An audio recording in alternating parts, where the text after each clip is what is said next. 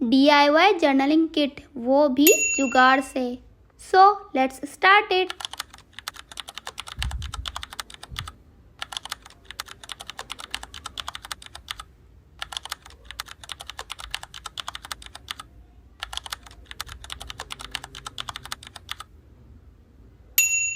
DIY number 1।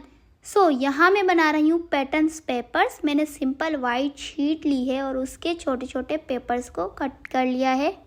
मुझे जो size सही लगा मैंने उस साइज़ के कट कर लिए हैं। आप अपनी मर्ज़ी से कौन सा भी साइज़ को कट कर सकते हैं। यहाँ मैंने एक्रेलिक पेंट से टेढ़ी मेढ़ी लाइंस बना दी इसको रैंडमली लुक देने के लिए। अब जो कलर्स मेरे दिमाग में आते रहे मैंने उस पर ड्रॉ कर दिए लाइंस बाय लाइंस। मुझे खुद नहीं पता था कि ये पैटर्न्स कैसा बनेगा। इसका आगे का पार्ट मुझसे डिलीट हो गया था तो इसे आप अज्यूम कर लेंगे, मैं लास्ट में दिखा दूंगी। एंड यहाँ मैं बना रही थी गैलेक्सी टाइप पैटर्न पेपर जो कि जर्नलिंग में बहुत ज़्यादा यूज़ आता है। सिंपल मैंने एक स्पंज लिया और उसमें ब्लू एक्रेलिक पेंट को लगाकर पेपर पर रब किया, थोड़ा ब्लू थोड़ा वाइट एंड थोड़ा ब्लू एंड थोड़ा वाइट।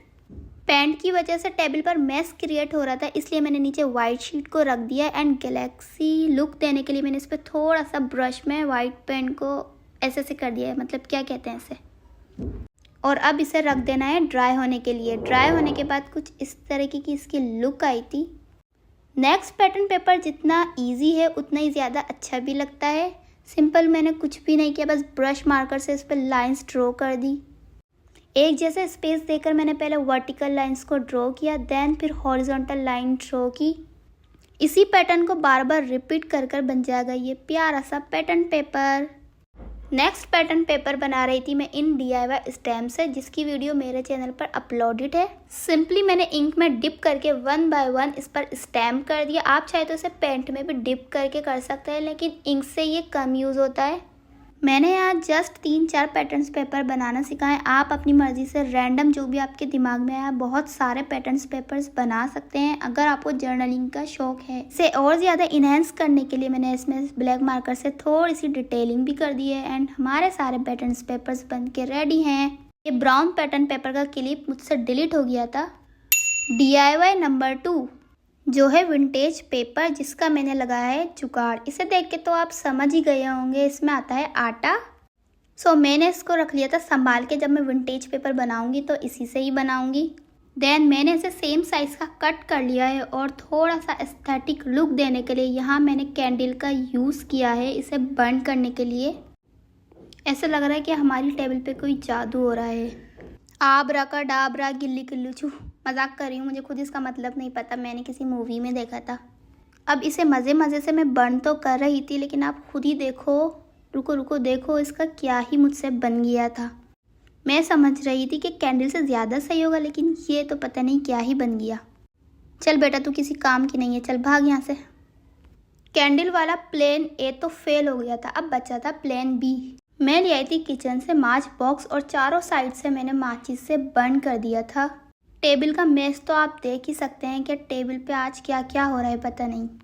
मैं विंटेज पेपर इसलिए बना रही थी क्योंकि मुझे विंटेज जर्नलिंग ज़्यादा पसंद है। आप चाहे तो इसे स्किप भी कर सकते हैं। एंड यहाँ बन गए थे हमारे प्यारे से एस्थेटिक से विंटेज पेपर्स। DIY नंबर 3 में मैं बनाने वाली हूँ जर्नलिंग के लिए सारे स्टिकर्स। यहाँ मैं ब्रश मार्कर से कोई सर्किल बना रही थी, कोई ओवल बना रही थी। ब्रश मार्कर्स के अलावा मैंने एक्रेलिक पेंट का भी यूज़ किया था और मुझे लग रहा था कि ये एक्रेलिक पेंट से ज़्यादा अच्छे बन रहे हैं। आप अपनी मर्ज़ी से रैंडमली कोई भी शेप बना सकते हैं। यहाँ मैं ब्राउन एंड ऑरेंज टाइप इसलिए ज़्यादा बना रही थी क्योंकि विंटेज जर्नलिंग के लिए। किसी को पिंक जर्नलिंग पसंद होती है, किसी को पर्पल जर्नलिंग पसंद होती है। आपको कौन सी जर्नलिंग करना पसंद है मुझे कमेंट में ज़रूर बताएंगा। यहाँ मैं कुछ इस तरीके के बना रही थी ताकि मैं इस पर टेक्स्ट लिख सकूँ। एंड मैंने इसी तरीके से बहुत सारे बना लिए थे पूरे पेपर पर। अब मैं यहाँ ब्लैक पॉइंटर से फ्लावर्स ड्रॉ कर रही हूँ। आप फ्लावर्स भी ड्रॉ कर सकते हैं, कुछ लिख भी सकते हैं। मैंने दोनों चीज़ें यहाँ पर अप्लाई की थी। बेसिकली जर्नलिंग आपके मूड पर अप्लाई करती है। बहुत सारे लोगों को तो पता होगा जर्नलिंग के बारे में, लेकिन कुछ लोगों को नहीं पता हुआ, आई थिंक सो। डायरी में आप अपने मूड के हिसाब से किसी भी टाइप की जर्नलिंग कर सकते हैं। या जो आप फील कर रहे हैं। जैसे हम अपने मूड के हिसाब से अपनी डायरी में राइट करते हैं, उसी तरह जर्नलिंग में हमें पूरे पेज को डेकोरेट करना होता है और थोड़ा थोड़ा टेक्स्ट भी लिख देते हैं और टेक्स्ट स्टिकर्स भी लगा देते हैं। जर्नलिंग के एक पेज में आपको अपनी यादों को कैद करना होता है, वो भी एक थीम के हिसाब से। आप पिंक जर्नलिंग कर लें, पर्पल जर्नलिंग कर लें, या विंटेज जर्नलिंग कर लें, या मल्टीपर्पज जर्नलिंग कर लें। देन यहाँ मैं ड्रॉ कर रही थी कुछ स्टिकर्स। पहले मैंने पेंसिल से ड्रॉ कर लिया है एंड मेरे पास हैं ये बहुत सारे कलर्स के पॉइंटर्स। मैंने कर दिया था इससे आउटलाइन। अगर आपके पास नहीं है तो आप सिंपल ब्लैक पॉइंटर से भी आउटलाइन कर सकते हैं स्टिकर्स को इन्हेंस करने के लिए। एंड यहाँ मैंने सिंपल पेंसिल कलर्स का यूज़ करते हुए यहाँ पे कर दिए थे कलर्स। अच्छा, यहाँ जो जो स्टिकर्स मेरे दिमाग में आते जा रहे थे मैं वो बनाई जा रही थी। आप अपनी मर्ज़ी से अपने मूड के हिसाब से कोई भी स्टिकर्स बना सकते हैं। यहाँ मैंने कुछ विंटेज विंडो टाइप स्टिकर्स भी बनाए थे। यहाँ भी मैंने सेम वही प्रोसेस रिपीट किया था। पहले पेंसिल से ड्रा किया, फिर पॉइंटर से ड्रा किया एंड इरेजर से रब किया, फिर मैंने इसमें पेंसिल कलर्स कर दिए। एंड यहाँ मैंने छट से कुछ नोट्स बनाए थे जो कि जर्नलिंग में बहुत ज़्यादा यूज़ होते हैं। यहाँ भी मैंने सेम उसी प्रोसेस को रिपीट किया था। जर्नलिंग के लिए स्टिकर्स जितने बनाए जाएं उतने ज़्यादा ही कम है। देन यहाँ कर दिया है मैंने पेंसिल कलर्स। देखा हम सिर्फ सिंपल पेंसिल कलर्स का यूज़ करके भी कितने प्यारे प्यारे स्टिकर्स बना सकते हैं। अब इसे स्टिकर्स जैसा दिखने के लिए मैंने यहाँ सेलो टेप का यूज़ किया है। सेलो टेप से मैंने पूरे पेपर को कवर कर दिया है। मेरे पास नॉर्मल साइज़ का सेलो टेप था, आप इससे ज़्यादा चौड़ा वाला भी यूज़ कर सकते हैं, वो ज़्यादा अच्छा रहेगा। देन आया है मेरे दिमाग में बहुत ही जुगाड़ का आइडिया। मेरे पास रखे हुए थे ये बहुत सारे मैगज़ीन। ये जब के मैगज़ीन है जब मैंने स्टार्ट किया था स्टिचिंग का। इस पर जो मार्क्स आपको नज़र आ रहे हैं बेसिकली ये ग्राफ्स हैं। मुझे तो नज़र आ गए थे इसमें बहुत सारे जर्नलिंग से रिलेटेड स्टिकर्स एंड बैकग्राउंड्स। हाँ, मुझे पता है कि ग्राफ्स को कटिंग नहीं करना चाहिए, ये बहुत काम के होते हैं, लेकिन इन ग्राफ्स में मैं इतनी ज़्यादा पक्की हो गई हूँ कि मुझे नहीं लगता मैं कभी भूलूंगी। बस कंट्रोल, बहुत ज़्यादा ओवर कॉन्फिडेंस हो गई हूँ। मैंने सोचा भी नहीं था कि इन फालतू पड़ी मैगजीन से जर्नलिंग से रिलेटेड इतने ज़्यादा एस्थेटिक बैकग्राउंड्स निकल सकते हैं। DIY number 4।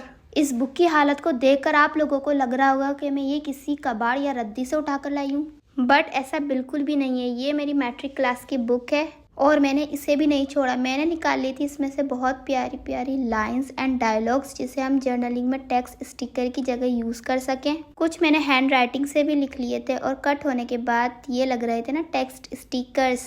सो क्या ज़रूरत है इतने महंगे टेक्स्ट स्टिकर्स खरीदने की, खुद ही बना लो। एंड कुछ यहाँ मैंने सेलो टेप का यूज़ करते हुए भी टेक्स्ट स्टिकर्स बनाए थे।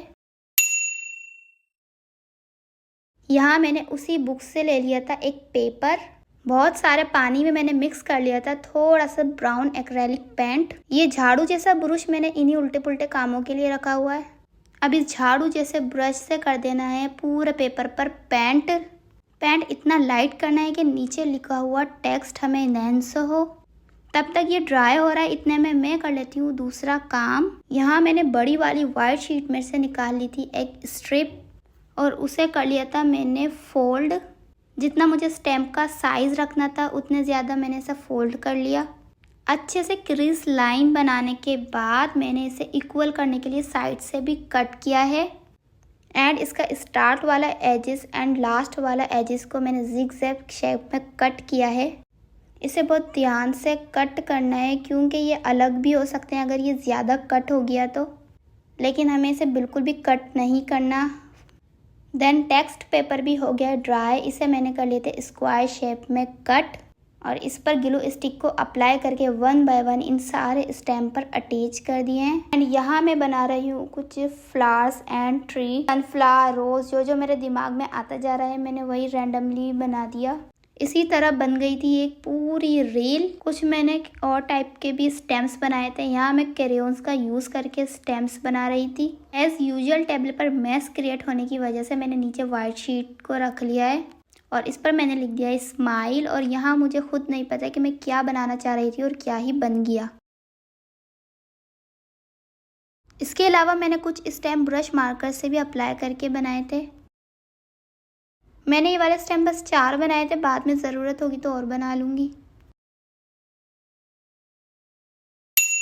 DIY number 6। अब यहाँ मैं बना रही हूँ वॉशी टैप। उसके लिए मैंने लाइंस ड्रॉ कर ली जितने भी मुझे वॉशी टैप्स चाहिए थे, और यहाँ भी मैं अपने रैंडमली डिज़ाइन जो भी मेरे दिमाग में आते जा रहे हैं मैंने वो बना दिए। बस ये ध्यान रहे कि बैकग्राउंड में कोई भी लाइट कलर करना है, क्योंकि डार्क कलर बहुत ज़्यादा चीप लगेगा।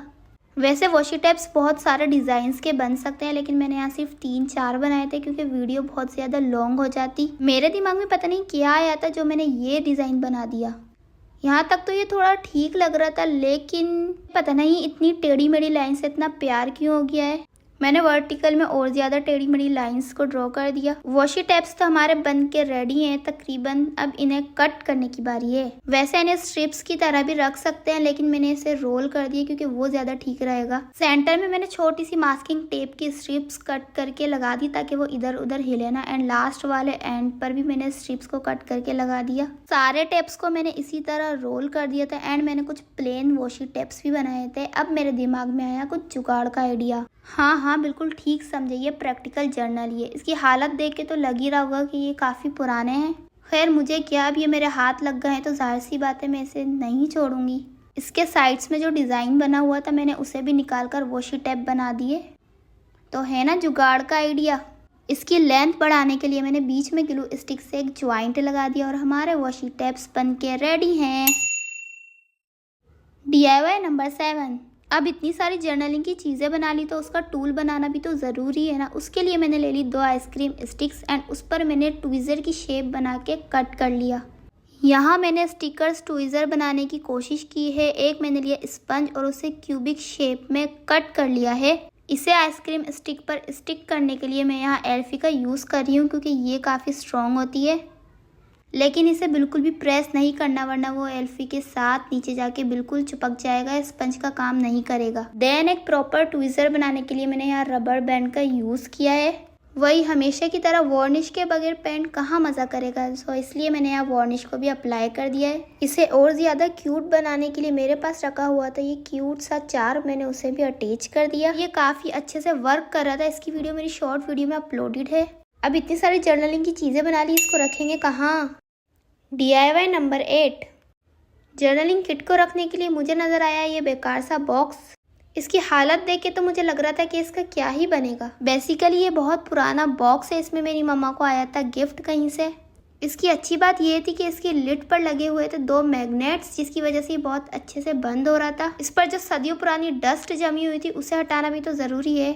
इसके लिड को जोड़ने के लिए मैंने यहाँ टेप का यूज़ किया है। अब बॉक्स को कवर करने के लिए मैंने ये वाली प्रिंटेड शीट का यूज़ किया है। ये शीट सिंपल किसी भी लोकल ग्लू से भी अटैच हो जाती है, एंड इसके अंदर वाले पार्ट को भी मैंने A4 पेपर से कवर कर दिया है। देन पैटर्न्स पेपर को रखने के लिए मैं बना रही थी एक पॉकेट। यहाँ मैंने A4 पेपर को 3 साइड से फोल्ड किया है और इसके ऊपर लगा दिए ग्लू। इस पॉकेट को भी बॉक्स पर अटैच कर दिया है। ये मैंने कट किए वेस्ट कार्डबोर्ड की बहुत सारी स्ट्रिप्स, क्योंकि मुझे बॉक्स में बहुत सारे छोटे छोटे पोर्शंस बनाने थे ताकि हम सारे सामान को अच्छे से ऑर्गेनाइज कर सकें। इसके साइड्स को कवर करने के लिए मैं यहाँ यूज़ कर रही हूँ मास्किंग टेप का। सारी स्ट्रिप्स को मैंने मास्किंग टेप से कवर कर दिया। यहाँ मैं कर रही हूँ पेंट करना ऑप्शनल है, इसे A4 पेपर से भी कवर कर सकते हैं। और पेंट करने के बाद मैं खुद सोच रही थी कि मैंने इसे पेंट क्यों किया, मैं भी इसे पेपर से कवर कर देती। एंड स्ट्रिप्स को अटैच करने के लिए यहाँ मैं एल्फी का यूज़ कर रही हूँ क्योंकि मुझे कोई स्ट्रॉन्ग ग्लू चाहिए थी। वैसे ये स्ट्रिप्स विदाउट किसी एडेसिव थिंग्स के भी लग सकती है। उसके लिए स्ट्रिप्स का साइज बिल्कुल बॉक्स के हिसाब से फिक्स होना चाहिए। काम करते करते एल्फी का बिल्कुल एंड हो गया था, इसलिए मैंने दूसरी एल्फी को जल्दी से ओपन कर लिया। देन सारी स्ट्रिप्स को इसी तरह अटैच करना है। और जैसा कि मैंने कहा कि इस पर पेंट करने से बेहतर था मैं इसको A4 पेपर से ही कवर कर लेती। यहाँ मुझे पता नहीं क्या हुआ कि मैंने इसको लाइट करने के लिए वाइट पेंट कर दिया क्योंकि मुझे ये थोड़ा डार्क लग रहा था, लेकिन मैंने सोच लिया था कि मैं आइंदा ये गलती कभी नहीं करूँगी। खैर ऑर्गेनाइजेशन बॉक्स तो बन के रेडी हो गया था। अब बारी आती है सबसे सेटिस्फाइंग प्रोसेस की, सारी चीज़ों को ऑर्गेनाइज करना। सबसे पहले वाले पोर्शन में मैंने बड़े स्टिकर्स को रखा एंड फिर छोटे स्टिकर्स को। थर्ड वाले पोर्शन में मैंने रखे थे सारे बुलेट नोट्स। मैंने यहाँ बस थोड़े से ही बुलेट नोट्स बनाए थे एंड स्टैम्प्स को भी मैंने इस तरीके से रोल करके रख दिया। हैंडमेड चीज़ों को बना के जब हम अपने हाथ से ऑर्गेनाइज करते ना उसका अलग ही मज़ा होता है। एक पोर्शन में मैंने रख दिए थे सारे वॉशी टैप्स एंड कुछ journaling stickers, text stickers and hand writing stickers, कुछ जर्नलिंग बैकग्राउंड्स। पैटर्न पेपर्स को भी मैंने इसी पॉकेट में ऑर्गेनाइज कर दिया था एंड कुछ जर्नलिंग टूल्स। सो रेडी है हमारी जर्नलिंग किट। यहाँ मुझे थोड़ा खाली खाली लग रहा था, इसलिए मैंने कुछ स्टिकर्स लगा दिए जो हमने निकाले थे मैगजीन में से। लास्ट में मैं बुक टेक्स्ट स्टिकर्स रखना भूल गई थी, सो मैंने उसे भी ऑर्गेनाइज कर दिया। यहाँ कुछ मैगजीन स्टिकर रह गए थे, तो उसके लिए मैंने बना लिया एक पेपर का बॉक्स और उसमें इन स्टिकर्स एंड बैकग्राउंड्स को अरेंज कर दिया। जर्नलिंग किट तो बनके रेडी है। अब नेक्स्ट वीडियो में इसी किट का यूज़ करते हुए जर्नलिंग करेंगे। अगर आप ऐसी वीडियोस और देखना चाहते हैं तो चैनल को सब्सक्राइब कर लें, ताकि हर न्यू आने वाली वीडियो का नोटिफिकेशन सबसे पहले आपके पास पहुंच जाए। और हाँ, बेल आइकन प्रेस करना नहीं भूलेंगे।